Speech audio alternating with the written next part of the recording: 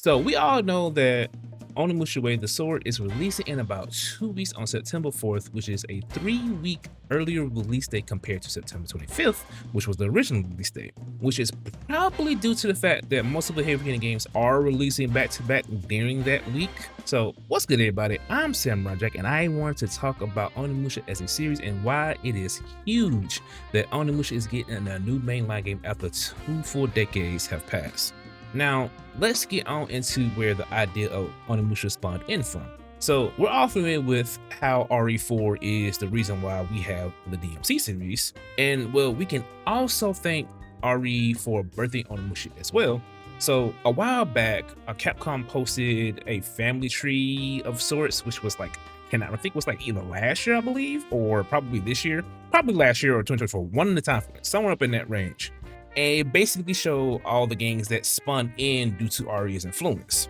So back in 1997, during an interview, Yoshiki Okamoto teased the idea of an RE-like game that was supposed to be set in a ninja house filled with traps similar to RE's mentioned from the first game. Nothing happened from that there after that interview, but in another interview back in 2003, Keiji Inafune, the producer for the Onimusha trilogy, pitched the idea to Capcom leadership, proposing an RE game set in the Sengoku period. After that, Onimusha development was greenlit for the PS1.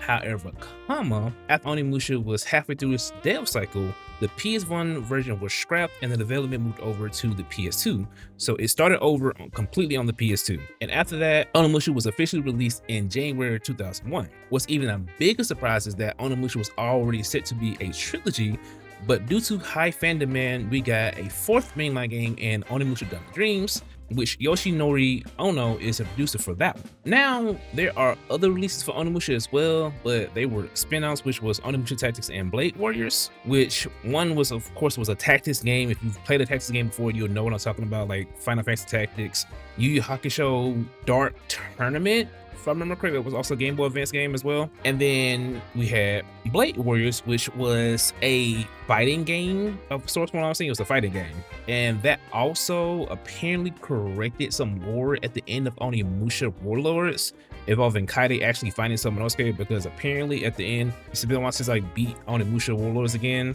I was doing a replay through it, but I didn't finish it. But Kaede was looking for Samanosuke for a while after he went to the Demon World, but she never could find him, and so they corrected that in Blade Wars that she did find him after that incident happened. And then they also had a Japan on release,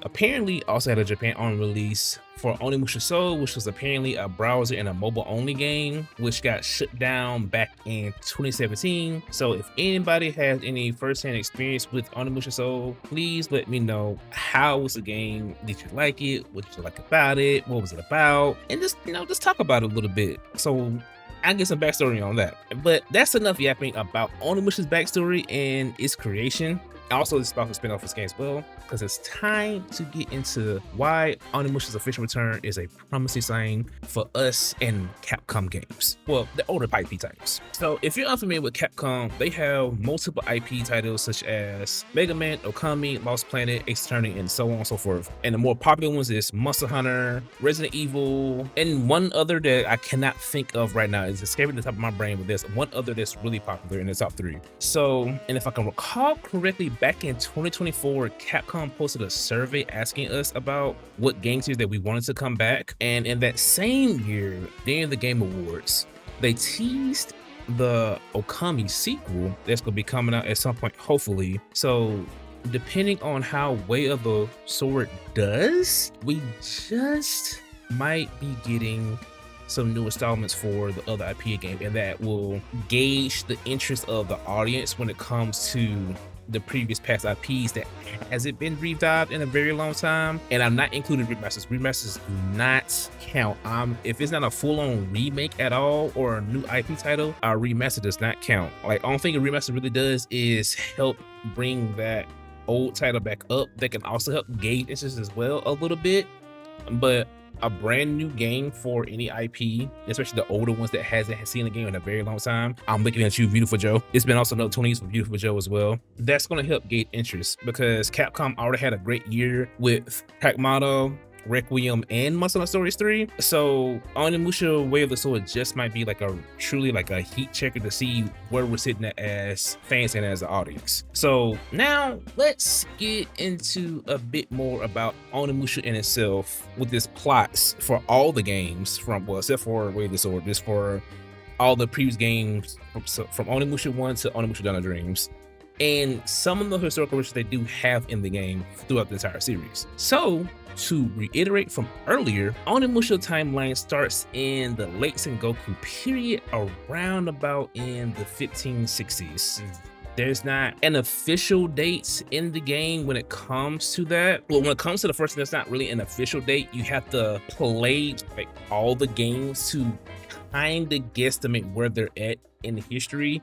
But there's two for sure confirmed dates in the game for 3 or 4. But so, you know, Oda Nobunaga is one of the notorious figures in Japan's history who was introduced early on in the battle for Okihazuma because he was attempting to take control of Japan right there. But however, he took an arrow to the neck and he was no longer an adventurer.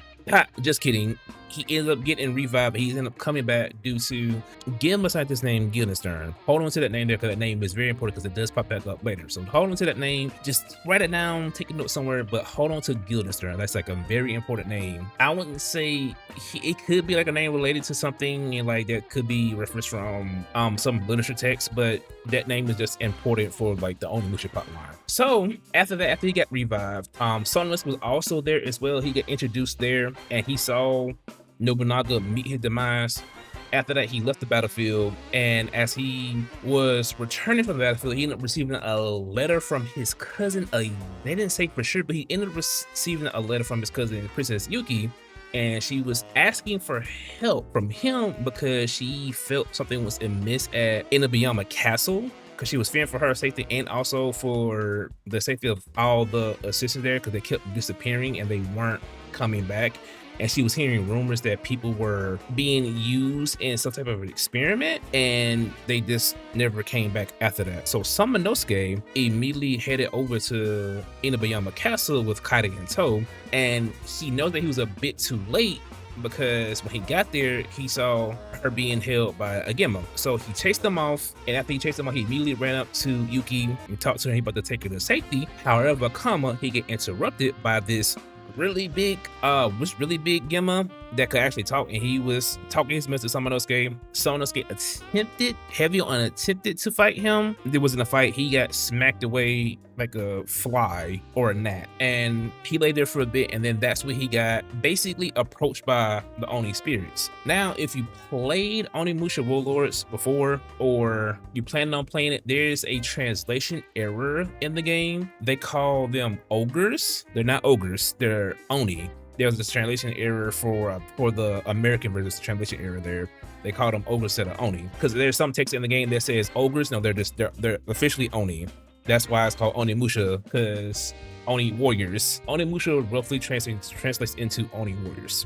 Just to get that little tidbit there. So once he got the gauntlet from, well, he didn't get the gun. He got the gauntlet. He also was blessed with their powers, and he was tasked with destroying not just the Gemma that's there in the castle, but he also ended up going down, like as he was traveling through the castle, getting helped by Kaide, rescuing Princess Yuki and everything. He went down into the demon world, and that's where he encountered Fortinbras, who is the Gemma Lord. Now, Fortinbras is also another important figure because he's the leader of all the Gemma and everything, and according to lore in the game, he is the one who basically created the world, and he created humans to basically be cattle for the demons. And that plotline sounds really familiar. Yeah, if you read The Promised Neverland, that plotline is gonna sound really familiar in a couple of terms, but seeing it here nor there. And for those who don't know who Oda Nobunaga is, he is one of the great unifiers because during the Sengoku era, well, period, he was basically going across Japan and taking control, and there was somebody else who was there with them. We'll get that in just a bit though, but there was somebody else who was there with him. So the time period lines up right there if you know some Japanese history. Now, after Samanosuke went down into the underworld, he ended up encountering Fortinbras. They had a long and grueling fight, and again, if you play Onimusha Warlords, the fight is rough. The fight is rough if you are new to the game. Like once you're adjusted to to the controls of how it plays, it's not super bad, but you still gotta be really careful with certain attacks because some certain just are unblockables and it's not a fun time. But Somonosuke defeated Forsen Bros, killed him and everything because he got his Onimusha state at the end, so he completely killed Forsen Bros. And then after that, everything started collapsing down. Like, he saved Princess Yuki and her little brother. They escaped out, but he was stuck down there, and that's when he saw Nobunaga again, and they had this long stealth with each other. And then that's basically the end of the game. It cuts to other cutscenes of talking about Kaede looking for Samanosuke, then she couldn't find him, but again, that got apparently corrected in Blade Warriors. And this is when we basically roll over into Onimusha 2. And if you don't know, Onimusha 2 and Onimusha Warlords were basically worked on at the same exact time. The only thing was that Onimusha 2 Samurai Destiny got released a year later. So they basically worked on at the same time. So it's a few years after Fortune Boss's defeat, and Nobunaga fully regained his strength after being killed and revived. He fully regained his strength, and that's when he relaunched his original plan of conquering Japan. So as he was conquering Japan, his first immediate stop was destroying Yagyu village. He wiped them off the map, and what they didn't account for was the fact that Jubei Yagyu, who is loosely based off of Misayushi Yagyu, who was an actual person in Japanese history, he was a very romanticized samurai. So they based him off of that, but they didn't account for him to still be alive. So he got this weird premonition that his village got attacked by demons. So he rushed back home to check and see what happened to his village. But once he got there, he realized his whole entire village got razed to the ground. And so as he was checking for survivors, now I will say this, as he was checking survivors in the remaster, he got called on by a mysterious voice. In the OG version, he didn't immediately get called on by this voice. He had to progress a little bit further into the first area, and then you hear a voice call you. But in the remaster, they kind of tweaked that a little bit to make it more structurally sound in terms of story. He got called as soon as he entered the village, and once he found this voice, he discovered that it was this Oni, which he thought was Demon, but it was Oni, who was his mother, named Takujo. She basically told him it was Nobunaga who destroyed the village, and she unlocked his Onimusha powers, his Oni powers, and told him, like, hey, find these 5 orbs because they are what protect the humans from the demons. So she tasked him with finding the 5 orbs and also destroying Nobunaga. And she said, my son, at the end of her last line. She said, my son. And he would attempt to try to talk to her, but she ended up disappearing, so he couldn't talk to her. So after that, he went to Imisho Village, which was a gold town or a mining town during that time. So it was mining for gold. And then he comes across this woman named Oyu, who had one orb that he was looking for. And then also in that village as well, that's where he meets all his other allies, who is Kotaro, Eki, and Moguichi. So he made his other 3 allies there. And with their help, he went into the mines, helped clear the mines out. But if you're actually playing the game, you gotta go get an actual mining permit to go into the mines. Hold on, mix that right there for the story's sake. He goes to the mines with their help, he clears the mines out, and he comes across this demon who he fights and kills. And as he goes deeper into the mine, he comes across this old man who needed some help. He helped the old man out the mines, and the old man gave him this device to help him get into the demon world, basically. So he went back into the mines, went to the demon world, and that's when you pop up at Gifu Castle. Now, Gifu Castle, which was formerly known as Inabayama Castle, the name got changed because Nobunaga took over the castle. So he changed the name from Inabayama to Gifu Castle because, if I remember correctly, Inabayama Castle was actually a part of the Saito clan, and once Nobunaga took it over, it fell under the Oda clan at that point. So he went there, and he was just looking around for clues to find Nobunaga. And when I was just looking for clues, and a little bit after he got there, exploring around, some friends popped up, but it also depends on what storyline route that you're going through. But of course, either way it goes, he's still getting helped by one of his allies, whether it be Kotaro, Eki, or Mogiichi. And again, this depends on where, but they're all there. For some odd reason, somehow they're all just there.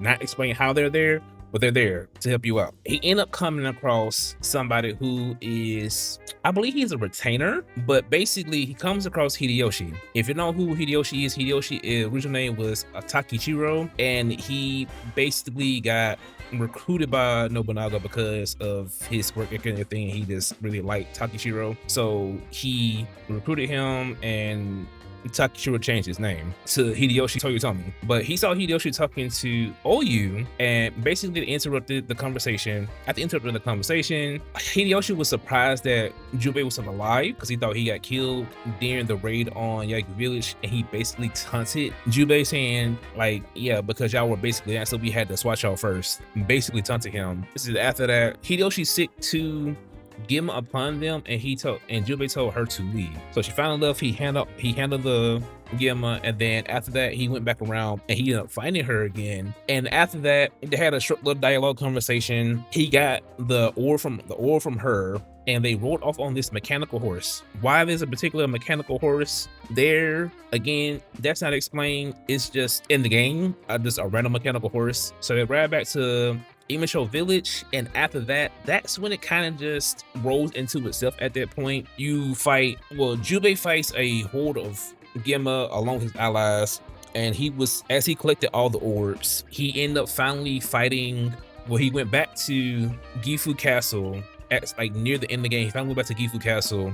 Thought Oyu died. Oyu didn't die. She survived. And then he finally fights Nobunaga. He fights Nobunaga, and that is a long and hard fight. You fight Nobunaga, and after you fight Nobunaga, it's a two-phase fight. So you beat Nobunaga that one time. He basically rises back up, and he takes you to Demon World, and then that's when Jubei understands his Oni powers, and he becomes Onimusha. After he becomes an Onimusha, he defeats Nobunaga. Keyword is defeat there. He defeats Nobunaga, and peace returns for a little bit. However, Nobunaga was still alive. He didn't fully die. He was still alive. So that is what leads to events 3. Now, 3, about 9 years passed after Jubei's defeat. Again, this is in the game. There is no really official hard date for some of these until you get the official date for this. So basically, like I said, Nobunaga comes back after 9 years after being defeated by Jubei. He's revived again, but this time, now that he's revived, he's actually the Gema Lord this time. So he's stronger than what he was before when he fought Jubei. He's basically on par with 14 Bros. So after that, after he revives, he literally relaunched his plan on conquering Japan, but he also had the grand scheme of conquering the world as well. So this is where we get Samanosuke, who officially returns to stop Nobunaga. To finally officially stop Nobunaga and his whole idea of reigning over the entire world. As a Gema Lord, he officially came back to stop that, and he went to Honnoji Temple. Now, Honnoji Temple is also an important key feature in history because something does happen there. And if you're curious about Honnoji Temple, just look Honnoji Temple up, and you will get some hits for it, and it'll tell you what happened there, which again is historical references in the game that's actually happened in history. So a lot of Onimusha is basically retellings of history in a different way. Not everything is a one-for-one, but some things that does happen inside of Onimusha actually genuinely happen in history for what they could recount. Now, when Samanosuke went to the Honnoji Temple, he went to go fight Nobunaga. However, it wasn't just Nobunaga who was in the temple, it was also his head retainer Romaru was there as well. So Samanosuke fought Romaru, defeated Romaru pretty quickly, and then once he about to fight Nobunaga, that didn't turn out as well as he planned and hoped for. So when he fought Nobunaga, he basically got dealt with extremely quickly. He had zero chance to fight Nobunaga. But when Nobunaga about to deal the final blows to Samanosuke, portal opens up below both their feet. Nobunaga lets Samanosuke go and backs away from him, and then Samanosuke basically just disappears. He just disappears. He was there, and next second he was gone. And then there's a scene change that happens, and Samanosuke wakes up in a whole different region. He comes out, he's looking around, and he notices that 2 people are getting attacked by Gema, so he immediately saves them. And one of the people that he saved is Jock. Now, for people who don't know Onimusha 3, Jock is one of the people who is he's the secondary protagonist in the story. Very key person there. So saves Jock, and he tried to question him about where he was at, but there's a language barrier there. So he just gave up and he walked off to look around a little bit to see where he was at, identify where he was at, and the next thing he knows, he hears that familiar sound of that portal opening up. He turns around, he looks, and he sees Jock and the person that he was with disappear like he did. Now, let me make this quick disclaimer as well before I get further back into the story. I do not have any gameplay for Onimusha 3. Onimusha 3 is the only game that Capcom has not remastered. Apparently there's logistical issues when it comes to that with the voice actors and everything. So hopefully at some point we will get Onimusha 3, hopefully a remaster and not a port. Hopefully get a remaster for the game because there's a remaster just like 1 and 2 did. Because we do have Onimusha 4, but however, Onimusha 4 isn't a remaster in itself either. It's just a port over from the PS2. So there's that as well. I would have preferred a remaster of Onimusha 4, but I'm just glad that we got it again after 20 years. Because I never officially beat Onimusha 4 myself. I just got super far into the game and I just never beat it. But again, the whole disclaimer is about Onimusha 3 not having the gameplay for it. So you're gonna see Onimusha 1, 2, 4, and Way of the Sword. That's how you're gonna see. But now back into the story. So Samanosuke, after that happens, Jock, he starts exploring where he was at, and then he ends up coming across this person named Michelle, who's Jock's girlfriend. She tried to like communicate with him and stop and everything, but of course, again, a language barrier. And she heard some noises and some of her people were getting attacked. And after it was getting attacked, she went to go help them out. However, she got knocked unconscious. So Samanosuke helped her out, and then he continued to explore where he was at. And then as he explored, he notices an extremely familiar face that he's seen before, and it was Guildenstern. If y'all don't know, again, Guildenstern is a scientist. He's again, a scientist, extremely smart, but also is a large part of the problem. So when he saw Guildenstern, he went to go find where he was at.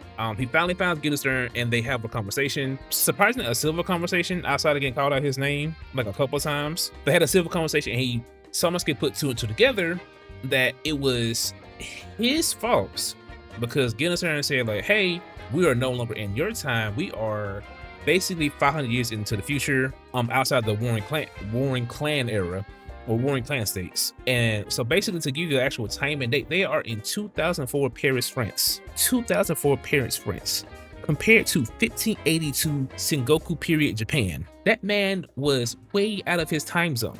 He was no longer there. But apparently, according to Guildenstern, the time loops that was happening were unstable, and how he got a time loops was by finding this Oni artifact, and he utilized it to create the time loops, and that's how he went into the future, because under Nobunaga's order he went to the future to take over the world from that present time. How that's going to work in a grand scheme of things, I don't know, but somehow it's going to work out. Guildenstern was going to take over in the present time, while Nobunaga was going to take over from the past and basically go into the future. Again, how that's going to work, I don't know, but it's going to somehow work out in the grand scheme of things. Yeah, I don't understand either. But after that whole thing happened with them, Samanosuke had to fight this boss, and then we go back to Jock. Now, Jock again is in Samanosuke's time period. However, he arrives there 10 days before the events at Honochi Temple. So before Samanosuke got into the fight with Nobunaga and everything, and that whole actual ambush on Nobunaga, that he arrived 10 days prior to that. The president who he with died, so he started walking around trying to figure out where he was at, and then he saw his son Henri there, and he immediately went to go help Henri against this large Gemma. He gets an Oni gauntlet on his hand, which gave him a whip. So he had a different moveset from Samanosuke. He had different weapons. So he had a whip, defeated a large Gemma, and went up to Henri, checked on him, tried to figure out why Henri was there and how Henri got there in that time period particularly. And that's when he finds out that all that what he dealt with was an illusion. And then Oni appeared before him saying like, hey, I was basically testing you, and the reason why you were here is because Samanosuke can't defeat Nobunaga on his own, and you're here to help him. So help Samanosuke defeat Nobunaga. And he was giving this young Tengu, well, I don't say young Tengu, but he was giving this Tengu named Akko, and Akko was there to basically help Jock and Samanosuke basically complete their task. And then after that little incident right there with the Oni, he went a little bit further, started exploring some more, and he came across Samanosuke from the past. And I know hearing this, if you never played the game before, even playing the game, it's weird to see, because it's like, how do you exist in 2 different timelines? Because you got teleported into the future, but that's probably due to the time folks being unstable. So Samanosuke still existed in 1582, and he also was existing in 2004. So it was two Samanosuke's, and Jock was working the Samanosuke from the past. So it's a lot of time traveling in a sense. You're not really time traveling using Akko, and she's jumping between Jock and Samanosuke a lot. That's how you do your time travel, is through Akko. She was going between Jock and Samanosuke, helping both of them to help each other, both in past and in present, in particular areas. One of the areas Jock had to go to was, I think, also in Paris as well later on in the game. As like once you get close to like end game and everything, it's a lot of times where you have to do stuff in the past to help the future, and the future to help the past. It's a lot of that right there. So by the time you finish doing all of that there, you finally basically get to the point of Jock and Samanosuke are back at Honnouji Temple, and you basically redo the fight all over again. But this time things go a lot different on Jock's end. Again, I'm trying to like talk about this after not playing this for a very long time. I had to like look stuff up about this to refresh my memory. So Jock is with Samanosuke in the past. They go to Nobunaga, they fight Nobunaga. Samanosuke gets knocked out. He gets knocked out, so Jock is fighting Nobunaga. He beats Nobunaga in that first round. After he beats him in that first round, he's about to go get teleported back to his present timeline, because in the future timeline, well, not the future, in the 2004 timeline, Samanosuke defeated Guildenstern, and he fixed the time loops, basically. So he repaired the time loops. After he repaired the time loops, that's when things started returning back to normal, to force them back into their proper times. So Jock returned back to his proper timeline, and he met up with Henri, Michelle, and Samanosuke. But before that happened, the past Samanosuke got his world rocked by Nobunaga, and he got killed. So that past Samanosuke got killed. Akko immediately, Samanosuke, before he told him, said, hey, go tell the other Samanosuke what's going on. So Akko went back to the 2004 timeline, informed Samanosuke what was going on there. And once Jock returned, Jock was like, I'll go with you to defeat Nobunaga. Samanosuke said, no, you can't come with me because the time loops are fixed and you can't come back. That's not gonna be possible. So Samanosuke went back to his timeline, and before they switched back over, Romaru, who was still who got experimented on by Guildenstern, got turned to a Gemma. He was still running around, barely hanging on to life. He sat here and he took Henri out, and then Jock whipped him like he was in Django.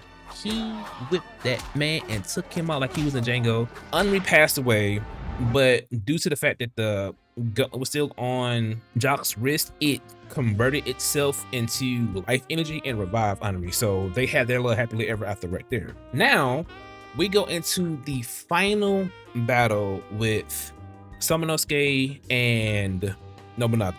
They're in their final battle. Well, right before the final battle even happens, their final confrontation, Samanosuke appears back in Honnouji Temple, and he was like, yeah, it's me again. And he absorbs the other gauntlet that was on the other Samanosuke, and he became an Onimusha. And if you play the games and you see, most Onimusha actually has two gauntlets. They actually have two gauntlets. So Samanosuke became a true Onimusha in that moment. And then you fight Nobunaga twice. So you fight Nobunaga in his human form, beat him there, and then you have the second version of the fight where he is in his Gemma Lord form, and that is a harder fight there. So you fight Nobunaga, and you officially, once you beat him, that's when he had a whole little monologue, and he's basically, quote unquote, he's basically dying. But however, he had to be absorbed into the gauntlet and sealed away. So someone else gets absorbed into the gauntlet, seals him away, and that basically ends the Gemma Wars there. So in actual history terms, Nobunaga does actually officially die in history in 1582 inside Honnouji Temple, because if I remember correctly, his name is Hidemitsu Akichi, ambushes Nobunaga there and has him commit ritual suicide, basically. So has him do that there, and the temple burns down. and Nobunaga dies in the temple. So in the game, how it's told is after Summonosuke beats Nobunaga, they frame it in that light as well. Okay, it's shrouded in mystery how Nobunaga actually died, and they just assume that he died by the fire inside the temple. So it's kind of a 1-for-1 in actual history. Again, if you want to like check it, you can just type up some of the dates like 1582 Nobunaga, Honoji Temple, and all that. Just Google Nobunaga, Oda Nobunaga, and you'll see that. But now this is where things get interesting. So at the very last cutscene in Onimusha 3, you see Hideyoshi and saying that it's his time for a rise in power and him to basically control Japan. And you see his eyes turn red, and that's in a way leads into the events of 4 at the same time. No, like yes and also no, but yes. So yes, those events leads into 4.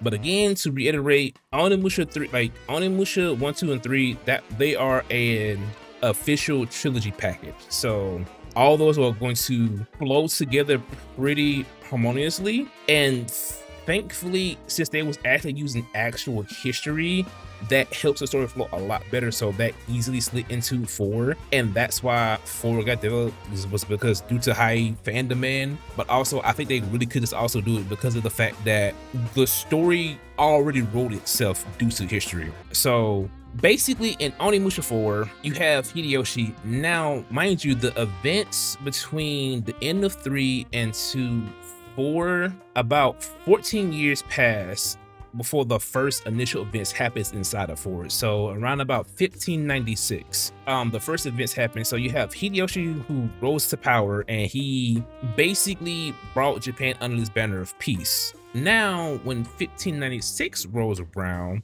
there is 2 things that happen. One in the game is the Omen Star. The Omen Star comes down, and it changes Hideyoshi as a person. He acts completely different. And then there was also a natural disaster that happened all at the same time. So a whole bunch of earthquakes happened, and you can actually look this up. An earthquake actually happened in 1596 Japan, and it does actually piss Hideyoshi off because a statue that was built got damaged, and that annoyed him for whatever reason, and he had it destroyed in 1597. Neither here nor there. But Hideyoshi does change, and earthquakes and events all actually happen in the game as well. And then at the same time the earthquakes were happening, the Gemma who disappeared for 14 whole years, they returned. So they return, and they are wreaking havoc. And then we have Soki, who gets introduced in 1596 of fighting against Hideyoshi. Soki is based off of Yuki Hideyoshi. Now, to explain a little bit more about Yuki Hideyoshi himself, he's basically the adopted son of Hideyoshi. Hideyoshi changed his name a couple of times. During that era, he changed his name a couple of times. He went under a different name, but the Hide part stayed. So what Yuki did was, because his father Ieyasu Tokugawa basically disowned him, so he got sent over to Hideyoshi, who was his adoptive, quote-unquote adoptive father. So he just basically fused his name of, he took off the Iya part, well, the Ei part, IE parts, and kept the Yasu, and he just merged Hide and Yasu together. That's where he got his last name from. So just know Soki is based off of an actual person in history as well. So, but back into the actual story in itself, Soki was rebelling against Hideyoshi because of what he was doing, and basically what he was doing to the country. He didn't like that. He didn't agree with what was going on with him using these cherry trees, which are actually Gemma trees, and destroying the country, because those Gemma trees were created by using people. He was feeding actual people into the Gemma trees, and that's how the Gemma trees were there. And that also leads into Gemma insects as well, which was also getting spread about. So it was a lot of things going on regarding that, and Soki didn't like that and agree with that, so he was rebelling against that. And then we have basically a 2-year time skip into 1598. Now, 1598 is also important because in actual 1598, according to history, Hideyoshi does die during that time. So that was like that entire 4 year inside the game. You used, I believe the entire year in that game to rebel against and fight against the tyranny of Hideyoshi, on top of the other thing that was going on with the Gemma. So Soki was known as the Blue Demon. And he also another moniker, what he called himself, Oni of the Ash. That was his other moniker as well. There is a person who was looking for him. I'm gonna get to that a little bit, but there's another person who was actually looking for him. Well, two people. One of the people being Akane Yagu, who take the name of Jubei because of the fact that that's a grandfather, and according to in-game lore, she took the name of Jubei because it was passed down because she was the strongest one in the village at that time. So she took the name of Jubei. She was looking for Soki because of the fact that she heard about the blue demon and she thought he was an actual demon. She fought him, obviously lost the fight against him, and then she ended up finding out that he had the ability to slay Gemma. Now, in the actual game, so this is still on brand. So in the original series of 1 through 3, no normal weapon could really permanently kill a Gemma. It takes somebody who has Oni powers or the gauntlet to slay them and absorb their souls. That still is there in 4. Soki was a special case because he is actually the Black Oni, so he was born with Oni powers basically. So he was already like part Oni, and he could just naturally absorb the souls without a gauntlet. Similar to what Jubei could do, is he goes also without a gauntlet. However, Jubei just can't seal off an extremely powerful souls like Gemma Lords. He can't do that. So Soki is similar to that. Jubei, aka Akane, but call her Jubei, that's her name, she goes by Jubei. Jubei is also a Yagu, and she has this special eye called the demon eye, I believe. Something like that is the demon eye that she has, a red eye that she has, and that proves that she's a Yagu who can use her powers basically. Since that's passed down from, I guess that's actually passed down from Jubei, from having his actual Oni powers awakened back into. So there's that there. But to actually continue on the story, so they fought a demon there, well, a Gemma there, defeated them, and she basically told them, like, say, since we have the same goals in mind, I got this tip about these cherry trees that's going to be at this particular location, and I can take you there, because she had to go there anyway because she was looking for her uncle Minonori, who basically betrayed the Yagu clan because he killed a whole bunch of people and he went to go join the Gemma, which Yagu joining the Gemma is utterly bombastic due to the fact that they were the ones who fought Gemma as well. They are of the Oni people too, well, have Oni blood running through, Oni powers running through their veins. So they went to the location, and once they got there, they came across Minonori. Jubei told Soki to go on ahead. So he went on ahead, went inside to go burn the trees. But before he could do that, a childhood friend of his named Ohatsu, she popped up and basically was trying to convince Soki to come back and join them and work with Hideyoshi again. But he was like, no, I'm not going to do that because these trees aren't cherry trees, they are Gemma trees, so I'm not going to do that. I have to stop them. He said it doesn't matter to him that he has to fight against the whole country, that he will stop Hideyoshi to prevent him doing what he's doing. And he was trying to convince her to join his side. But before any of that can happen, of course they fight, they actually fight, but before he could even get started on destroying the trees at all and just convince Ohatsu to join his side, Minonori conveniently comes down and basically says, hey, either you can A, burn these trees, but you have to fight me, or B, you can go save Jubei because she's in trouble right now. Pick your choice. You can't have both, you gotta pick one. So Soki obviously chooses to save Jubei. He got to Jubei in the nick of time before she actually ended up losing her life to getting blown up by dynamite. And she kind of reprimanded him for saving her and not burning down the trees. He's like, of course I'm going to save you. We can just do something else at the end of the day. So that's what they made the plan of going to Kyoto and actually just confronting Hideyoshi directly. But as they were making their way there, they came across this other individual named Tenkai. So Tenkai is a mysterious monk who you see in the opening cutscene. He's fighting somebody named Misunari Ishida. And Misunari Ishida basically says, like, my whole thing is, everything is going to plan and all that. And you would need the Black Oni to actually stop us if you want to stop us. You can't stop us by yourself. So that's what Tenkai went to go do, and he ends up finding Soki, but what he wasn't expecting was he wasn't finding two people that had access to Oni powers. But he did find the person that he was actually looking for. So after that, they end up going to Kyoto. But when they went to Kyoto, they went to Misunari's castle. They end up saving this person named Roberto, who also had a vendetta against somebody there as well. So Roberto joined them as well. In all the midst of all this, Soki keeps seeing somebody who's in a white suit, who's actually a very important character in the story. Again, I looked a lot of this stuff up because, again, I didn't finish the game. But I did play a lot of it, so I know most of the story. Just gotta replay through it. But they find Roberto and then they went to go basically confront Hideyoshi at that point. Well, not even confront Hideyoshi, they went to go to Kyoto to destroy the Mother Gemma tree.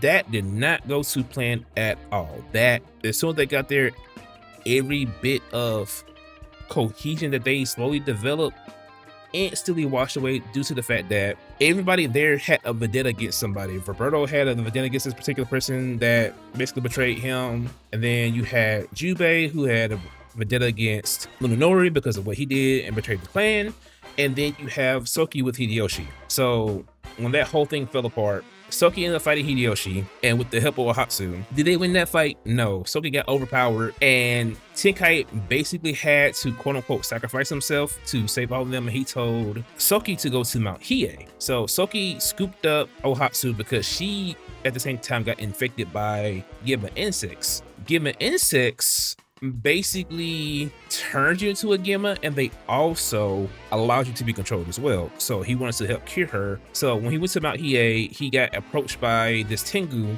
that told him there's a way that he could access his Oni powers. So he completed the test, got his Oni powers, and that's how he saves Ohatsu from perishing to the Gemma insects. So once that happens, that's when you actually get access to his red broadsword that's on his back, because if you're playing the game, you have a red broadsword on your back. So got access to that, and then they basically went back and they saved Jubei and Roberto from them, and then they progressed on, met with Tenkai again, and then this is where basically everything just starts rolling out pretty fast. So they destroyed one of the dark stones that was empowering Hideyoshi, and then they got told by somebody else that, hey, there's another dark stone that's here to basically help us revive our lord. So they went over there to destroy that one. They destroyed that dark stone there, and then they basically got ready for their final confrontation, which was like a series of multiple battles. So they stopped Hideyoshi, but Hideyoshi got betrayed by somebody else, and he had this Gemma seed that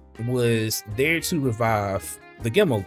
And so he had that in play there, and he was holding on to it, but that got snatched out of him. So he came back to his senses, and he made a meal with Soki, and then come to find out, after that, all that happened there, Minonori stole the Gemma seed and then revived somebody who was unexpected to get revived, and it was Fortinbras. Fortinbras got revived. So he came back in the final game. Well, yeah, the final game. So Fortinbras came back. Soki and him duke it out. Soki wins after a long, hard battle, because if you fought Fortinbras before, you know Fortinbras is an extremely powerful character. He fights Fortinbras. After that, wins, and then he basically sacrifices his life when he went into the Omen Star, and he finally was one that settled everything with the Gemmas and all that. He finally settled that down. Jubei was said that he sacrificed himself. She tried to convince him not to do that, but however come he did it anyway, because that was his destiny basically. So he did that and basically restored peace, and that's basically it for literally all 4 of the games. I know it's a lot of yapping, but that's all 4 of the games. And now it's kind of time to dive into the actual combat of the game. So across the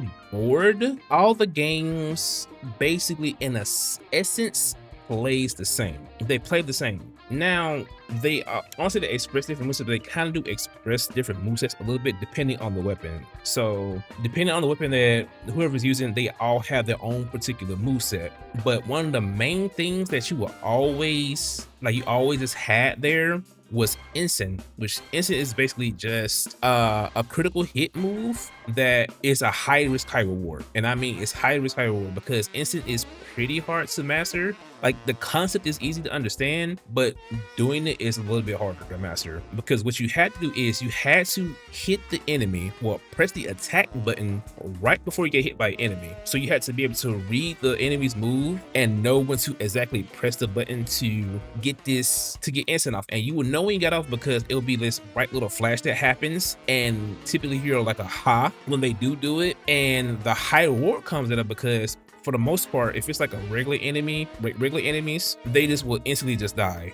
Now, bosses on the other hand, they won't die off of the first hit. It takes a couple more instants, but however come, they do take a large amount of damage every time you do get an instant off on them. Now, instant, I won't say changes a little bit, but it has it's expanded upon in 4, because compared to 1, 2, and 3, 4 got expanded upon. Well, its combat system got expanded upon because Capcom released this other game called Shadow of Rome, and once they released that, they realized like, oh, well, we can use like the ideas of the combat system here in Onimusha 4, which they do, because in Onimusha 4, the combat system changes slightly, but there's more expression in it. So you actually level up your characters, like your character actually gains levels as you are playing throughout the game, and you get skill points, and you can allocate those skill points into this skill tree basically. And the more you allocate in like a particular stat, you can access new moves or new techniques inside that skill tree. So let's say you focus on attack. Once you hit 3 on the attack,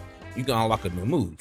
That's when they expanded upon it. And then they also added a deflect system as well inside of Onimusha 4, where in the other ones you didn't really have that. You didn't really have that. You just blocked. Either you blocked or you wait till the enemy about hits you and you counterattack with instant and you instantly kill them. With 4, you had 3 ways to do instant. You could just do the normal way of waiting until you are about to get hit and you do the counterattack. Then you can deflect. I would say 3 different. No, it's actually technically 4 different ways. You can deflect, and it's not as rewarding. However, it still will give you the critical hit though. It'll get a critical hit and still does a decent amount of damage. It does more than what your regular damage would do.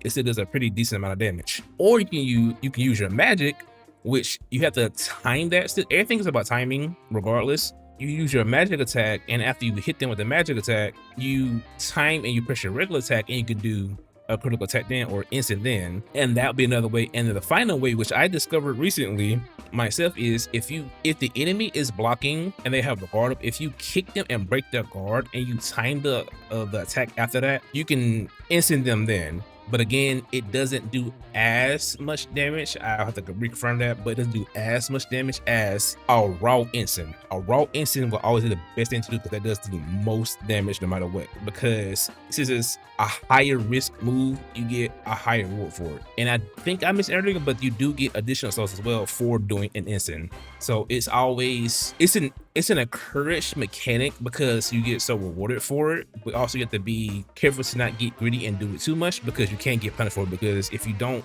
get it, you will get hit for it. You can get hit and punished for it. So it was a way to basically curve players from just simply mashing out everything, because Onimusha is more of a slow and an intentional game. So they really try to, in a way, enforce like how slow and intentional Onimusha actually moves, because you will come across some enemies that won't flinch at all when you hit them because of their sheer size. Now, once you build up enough of a hidden stagger mechanic, they'll flinch. And you can capitalize on that then. But for the most part, if you just do a regular attack, they're not really gonna flinch. But if you use a magic attack, that's a guaranteed flinch all the time because it's magic. So let's say the combat is remotely the same through 1 through 4. Now, Way of the Sword, if you have to play the demo for the Way of the Sword just yet, Way of the Sword, I 10 out of 10 do recommend playing the demo and see how to feel about the demo, because they added a dodge, and also the parries. Well, they actually added an official parry in the game, and it's just how fluid and deep the combat feels, especially because of the parries and the dodges. Mainly the parries, because when you parry an enemy in the game, the parry in Onimusha The Way of the Sword has basically like 2 mechanics, and apparently they also have 300 different parry animations in the game. It's a lot of parry animations, but they have apparently 300 different animations in the full game. But from the little bit that you do get in the demo, if you parry an enemy, depending on who you parry and where you parrying it at, that can make them stumble and fall down. And when they fall down, their stamina meter decreases. I'm gonna call it a break meter. The break meter decreases some, and not even some, it decreases a lot. They take a humongous chunk of break damage basically when they fall also on the ground, or depending on what type of enemies, that you can like literally deflect them or parry them and they'll go into a wall and they'll be stuck, and you can just get a guaranteed instant kill then there. The other thing with the parry is that if once you parry enough and you continue to parry, there's a meter under your sword icon that builds up, and once it's full, you will know, because it'll give you this animation of it'll be a slowdown animation of your sword glowing blue. That there is basically a temporary enhanced state of your sword and you have a damage boost. And I didn't do the calculation, I think it's probably like 1.2 times more damage, probably like 1.2, 1.3 times more damage than what you would do compared to just doing regular attacks with your sword. Another thing they also did was, unlike 1 through 4, Way of the Sword has one-handed and two-handed attacks. And the other ones, you only really attack by using this one button. You can use a magic button to do that, but it's mainly just one button. And if you hold on to R1 in the older games, that was your lock on, and if you held back on the stick, you can do an upswing, or if you hold forward on the left joystick, you can thrust or kick. I know in 4 you could kick by doing hold R1, and if I remember correctly, is hold the stick back and press circle. That's how you kick. But in Way of the Sword, you can interweave between one-handed and two-handed attacks, which again, that's a lot more expression than what you have in the other titles. And they also seem like they also changed the magic system as well. I'm gonna fully confirm that once they actually release the game. But for what they showed so far in the demo, it looks like they did change the magic and how you use your magic in the game. So that's interesting to see there as well, because it's not your typical way in doing magic how it traditionally was in the other titles. But overall, that's a really good demo, and it gives you a good enough taste to feel out what's coming and feel like you actually want to buy the game. Now, if you played the previous titles before already, 10 out of 10, 100% recommend get the game. And if you are new to the series at all, I would definitely say play the demo, see how you feel about it. But if you played action games before and you enjoy action games, this would definitely be up your alley, because again, if you play a Capcom title at all, you know Capcom makes good games. They just have good quality games almost at all times. So overall, that's it for me. I'm excited for the game to come out. I'm ready for the game to come out. I know this is a lot of yapping in this because I'm talking about the entire series in a short amount of time, basically giving a crude overview of the game and what the plots are, which if you want a full, you can just either look it up or just watch actual lore videos explaining everything. But I just wanted to give like a quick overview, and it's me talking about the game and just me expressing my excitement for Way of the Sword, because I'm excited for this to come out on September 4th. So just let me know if you are true and love the series. Let me know if you're excited for Way of the Sword, if you played the demo, how you feel about the demo, how you feel about Musashi inside the game, and then us having an enemy gauntlet user, how you feel about that. And if you were new to the series, again, just tell me what you expect to come out the series, what you felt about the demo, if you played the demo. If you hadn't played the demo, just give it a try, see how you feel about it, and just let me know down in the comments. Other than that, I will see y'all on the next one. Peace.